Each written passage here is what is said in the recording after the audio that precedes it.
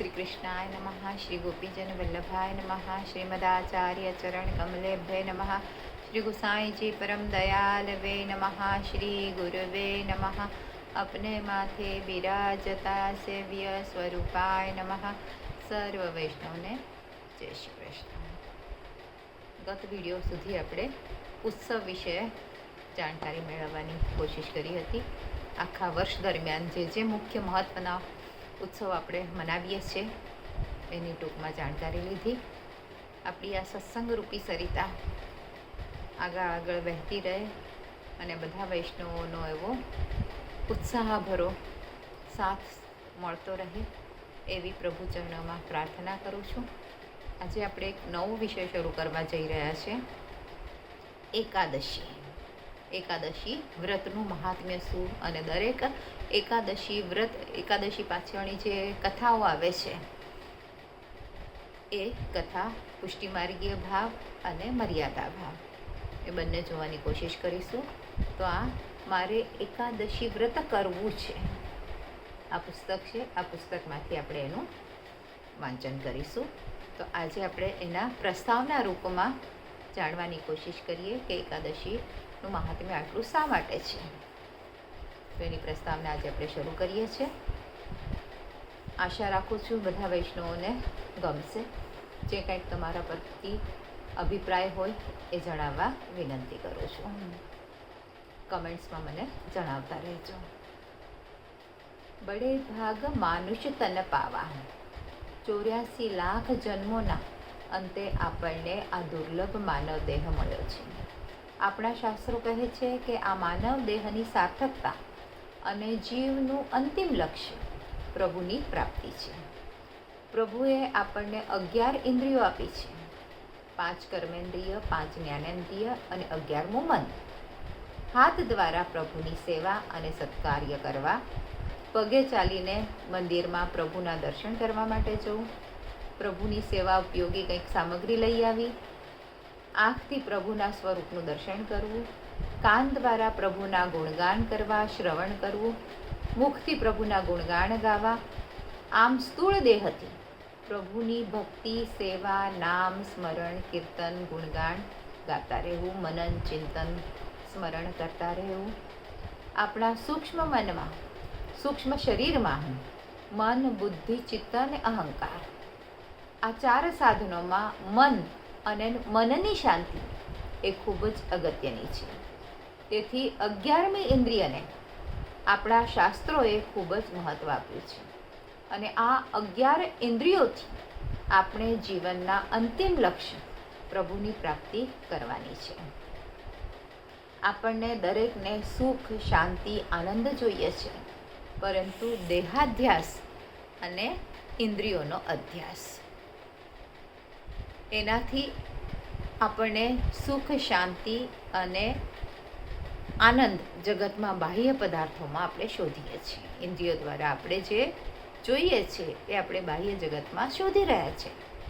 આપણને જગતના બાહ્ય જડ પદાર્થોમાં સુખ, આનંદને પ્રોજેક્ટ કરીએ છીએ। મૃગજળની જેમ જગતના આ બધા પદાર્થો આપણને ક્ષણિક સુખ અને આનંદ આપે છે।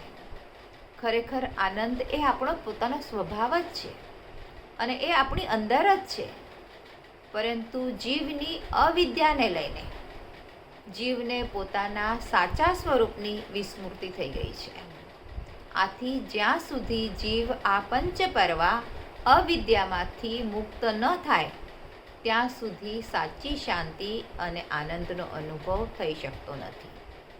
એટલે 5 કર્મેન્દ્રિય અને 5 જ્ઞાનેન્દ્રિય એનાથી મનને શાંતિ મળે, પણ ક્યારે તો મનની શાંતિ મળતા આત્માની અનુભૂતિ થાય છે। આત્મા દ્વારા પરમાત્માની આપણે અનુભૂતિ થાય છે। એટલે કે શરીરથી પર ઇન્દ્રિય છે, ઇન્દ્રિયોથી પર મન છે, મનથી પર આત્મા છે અને આત્માથી પર પરમાત્મા છે। આપણા શાસ્ત્રોએ અને પુષ્ટિમાર્ગમાં પણ એકાદશીને મહત્ત્વ એટલા માટે જ આપ્યું છે કે જીવે પ્રભુની પ્રાપ્તિ કરવી હોય તો તેને દેહાધ્યાસ એટલે કે કર્મેન્દ્રિયોથી મુક્ત થવું જોઈએ। સંસારની અહંતા મમતા છોડીને પ્રભુ સાથે અહંતા મમતા વધારવી જોઈએ. એટલે લૌકિકમાં હું અને મારું આ છોડી દેવું જોઈએ અને હું પ્રભુનો છું અને પ્રભુ મારા છે. આ ભાવથી સતત પ્રભુની ભક્તિ, સેવા, નામ સ્મરણ, ગુણગાન, સંકીર્તન કરવું જોઈએ. અને મહિનામાં 2 દિવસ આપણે નિરાહાર રહી ઉપવાસ કરી આપણી બધી ઇન્દ્રિયોને પ્રભુ સાથે જોડવી જોઈએ. આથી જ પુષ્ટિ માર્ગમાં મહાપ્રભુજીએ વૈષ્ણવોને 4 જયંતી, રામનવમી, વામન જયંતી, નરસિંહ જયંતી અને જન્માષ્ટમી, આ 4 જયંતી અને વર્ષની 24 એકાદશી અને અધિક માસની 2 એકાદશી કરવાની આજ્ઞા આપી છે.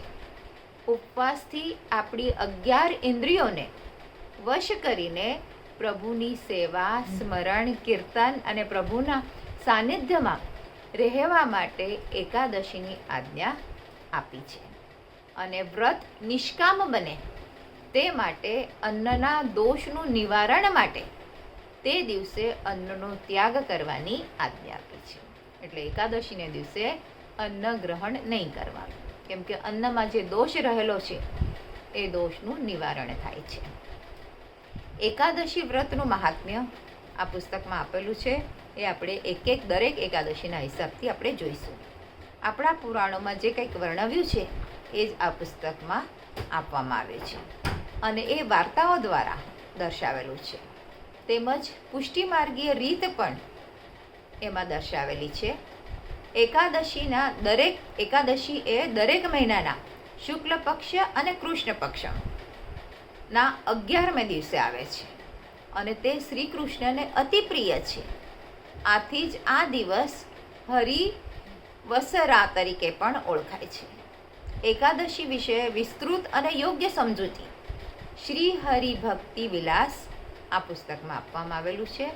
અને હકીકતમાં તો દરેકે શ્રી હરિના સુખ અને આનંદ માટે એકાદશીનું વ્રત કરવું જોઈએ. આના પછીનું અનુસંધાન આવતા વિડીયોમાં જોઈશું. આજ માટે આટલું જ. આજના મારા વચનોને પ્રભુ ચરણોમાં સમર્પિત કરું છું. કૃષ્ણાર્પણમસ્તુ. જે કાંઈ ભૂલ ચૂક થઈ હોય તે માટે ક્ષમા ચાહું છું.